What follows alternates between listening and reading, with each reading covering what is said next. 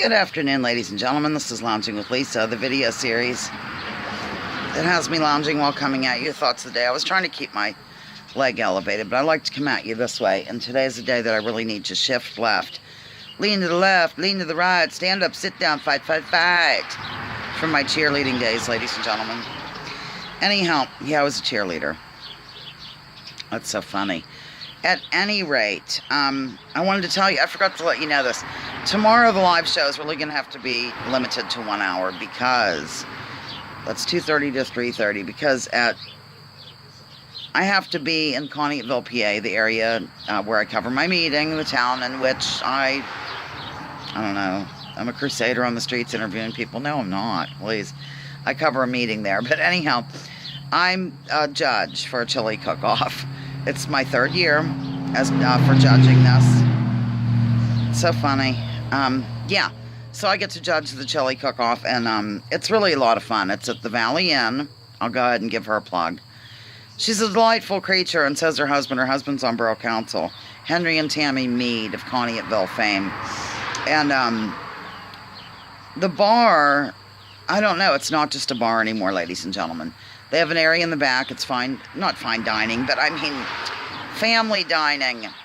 And the exciting thing about the front portion of the bar is you can smoke cigarettes while you have a beer. I had a beer the other night after the meeting. I hadn't had one since, remember my reunion when I came out you tipsy? Oh, Lord. Because I don't really drink. But I thought, by God, I'm going to have one because my brother drove me to the meeting. At any rate, the bottom line of this is tomorrow we really have to stick to an hour. And I mean, if it goes over 10 minutes or something, that's fine. And then George is going to accompany me to the cook-off as far as I know. And he might not even be that familiar with chili, really chili. So, yeah, okay. Well, I got the clothes, hung out in the line, a little update. And it's so warm out today that this shirt was in the washer. I put it on wet. You know how it is. It's gone through the spin. And at first it was like, ooh, kind of chilly, but it was great to hang the clothes out wearing this because now it's dry completely. And then I did a little vitamin D collection. Listened to a little bit of Thom Hartmann, chatted a little bit with the chat in there. And that's all.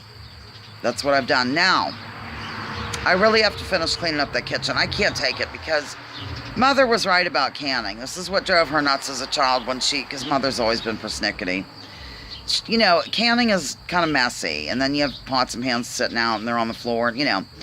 Well, we're done now for the season, so there's no excuse other than we don't really have any place. Normally the pots and pans are at the trailer, but the garage needs cleaned out, blah, blah, blah, blah, blah. So I have to clean that up in there. I can't take it. And the kitchen table becomes a catch-all. And I mean, we don't live in the lap of luxury here by any stretch of the imagination. The inside of the house needs painted to the max, but, you know, Perpetual is literally a professional painter, owns his own business. But you know what they say about the shoemaker's kids, they go barefoot, so that's kind of here. Plus, it isn't our house. It's my sister's, and men are weird, I've noticed, about certain things. Maybe some women, too. I don't want to give a blanket statement. But remember I did a video a while back about how a lot of people define themselves, define their worth, define themselves by way of their job. Now, I don't think Perpetual's really like that at all, but he is upset a little bit, I think, because now he owns the trailers, and they used to be, like, he lived there with his first family. I thought I heard somebody. He was married, you know, for 20 years, and all this jazz, and he has 3 boys, and blah, blah, blah, but he lived at one of the things, you know, over there, and he has 2, and they're basically storage. You've seen videos from over there when we did the garden. That's where the garden was located. And I think Perpetch gets a little upset because we don't own this house, nor would we want to, ladies and gentlemen. It's pretty old-fashioned.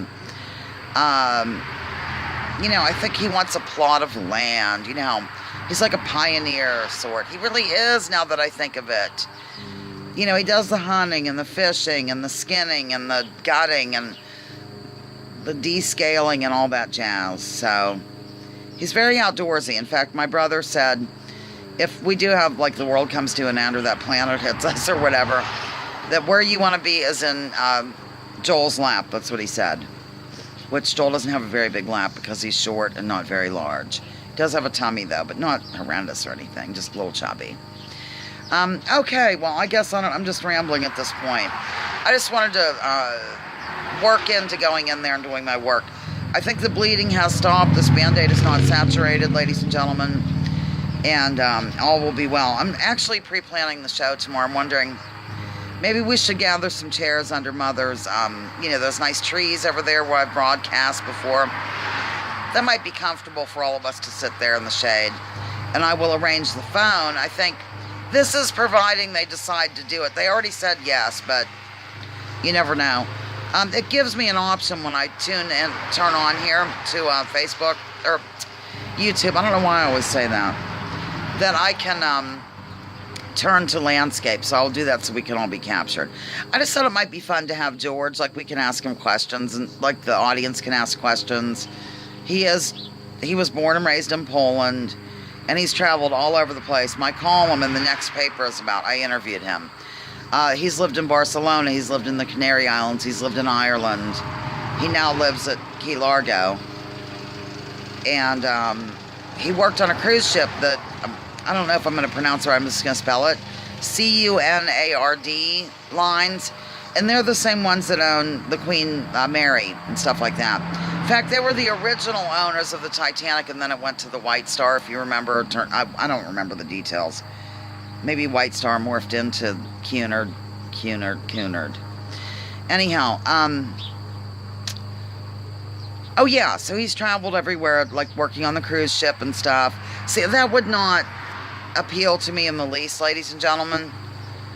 Going on a cruise or anything, that does not appeal to me. To me, it seems like a giant, floating, germ-ridden city. Sorry, it just isn't my cup. I'd rather go to the mountains and horse ride. That would be my dream vacay, which I've actually been able to do in my life, so I'm a pretty lucky person. Where was I? Oh, but he went to Antarctica. I thought that was so fascinating. So, we can ask different things. Like I asked him the other day about their school system in Poland. Like if he wanted to go to college, what kind of hoops would he have to leap through? Through what kind of hoops would he have to leap, Nicholas? None. You just go to college. That's all there is. It's tuition free. So, but remember, like I said, Bernie Sanders, pie in the sky dreamer. You know that Bernie Sanders in another country would be considered to be a centrist. It's just crazy how, I don't know, we're kind of brainwashed here in the land of the free and the home of the brave or whatever. We're not that free either, ladies and gentlemen. I'm sorry to break it to you. Listen, when you live in a land where you're not allowed to do what the hell you want with your own body, how free can you be? Like, you're not allowed to smoke pot, really. I mean, you are in certain states and whatnot. And that's all based on big business, ladies and gentlemen. It used to be legal. Look into it.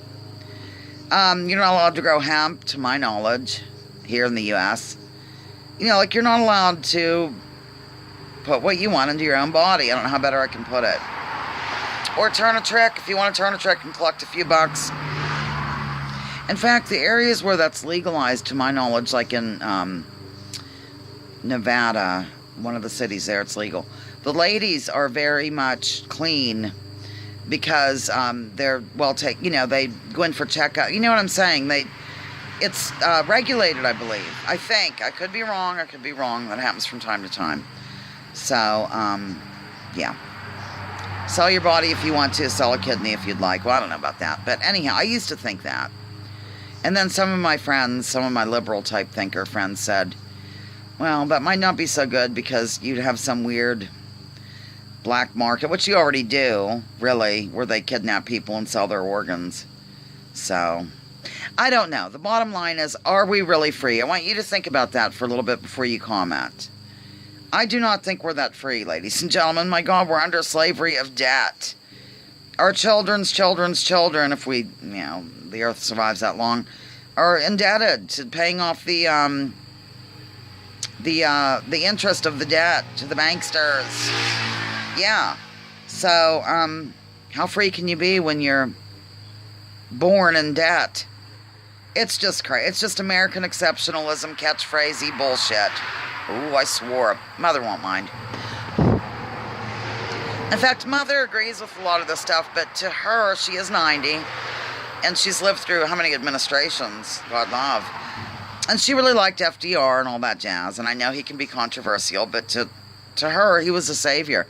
And so she gets, it's not like she doesn't want to hear it. That would be perpetual. But Mother gets bummed out, you know, when she lets herself accept the reality that, you know, we might not be number one, ladies and gentlemen. And it bothers her a little bit. But it doesn't make her so she won't take in information at all. Mother's very open-minded, really. I'm really lucky. And my father, oh God. My father, man, do I miss him? Of course I do. He was born in 1919. My God, he'd be, what, 98? Yeah. I'm not very good with math, but I did that quickly. At any rate, he was very unique. I guess I kind of take after him in a lot of ways. Like, remember, he said, don't be in with the in crowd. Don't be a group thinker. And he was very skeptical over everything. He'd raise an eyebrow, God, especially when I was younger. I find it funny that you smelled like cigarettes, yet you claim you didn't smoke. I wonder why that is. You know, he'd be real, he had a way of making you feel guilty as hell. That's, you know, and also he had that Columbo manner about him, including the raincoat. All right. This is crazy. Lounging with Lisa, the video series that has me lounging while coming at you with thoughts of the day. I'm going to try to get Mars on film for Pat Hacker. I think she's in the frame. Is she? Wait. Well, I hope so, because Pat Hacker really likes her. There you go, Mars. You're on TV. Yes, join me, join others. Drop your political identities. Let's focus on issues. Let's leave labels at the door. I don't know why I'm doing this. And, what was the other thing? Oh, investigate before you declare people to be insane. Here, okay, let me see if I can do this. This is our actual barbecue. Is it in there? I can't tell, so I just put the kitchen cooker, the camp cooker thing there. I hope you're able to see it, ladies and gentlemen. I can't even tell. And the bird bass, which I had to move for the lawn people who have yet to arrive. Okay, I'm clutching my pearls, aren't I? Okay, that's all. Goodbye. Love you.